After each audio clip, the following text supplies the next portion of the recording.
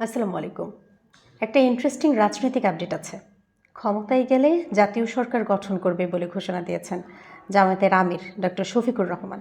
তিনি বলেছেন ২০০ আসনে যদি এককভাবেও তারা জিতেন তাহলেও নাকি তাদের সিদ্ধান্ত একই থাকবে।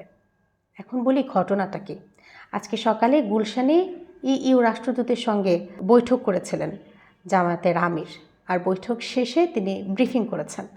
সেখানেই তিনি বলেছেন যে ক্ষমতায় গেলে তারা নাকি জাতীয় সরকারই গঠন করবে।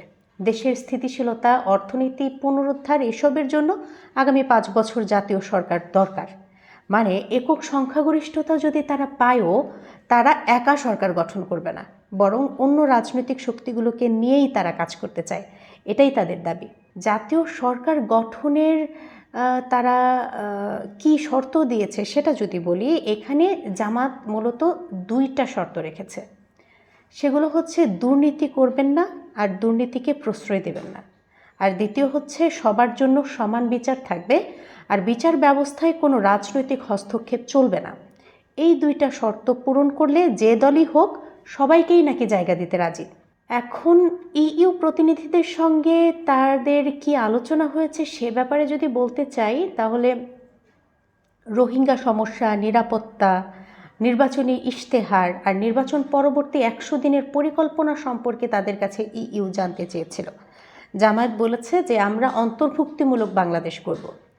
আর আরও কিছু গুরুত্বপূর্ণ বিষয়ে তিনি বলেছেন ইইউ এর সাথে, সেটা হচ্ছে নির্বাচন আর গণভোট একসঙ্গে করা ঠিক না, কারণ ভোটাররা এখনও যথেষ্ট সচেতন নয়। এই ব্যাপারটা তিনি আবারও তুলে ধরেছেন। আর ফেব্রুয়ারির জাতীয় নির্বাচন পেছানো উচিত বলে মনে করছেন না তারা, নির্ধারিত সময়েই নির্বাচন হওয়ার পক্ষে তারা।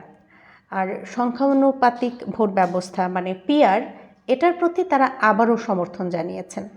আর ধর্মকে রাজনৈতিক অস্ত্র হিসেবে ব্যবহার তারা করে না, এমনটাও তারা বলেছে।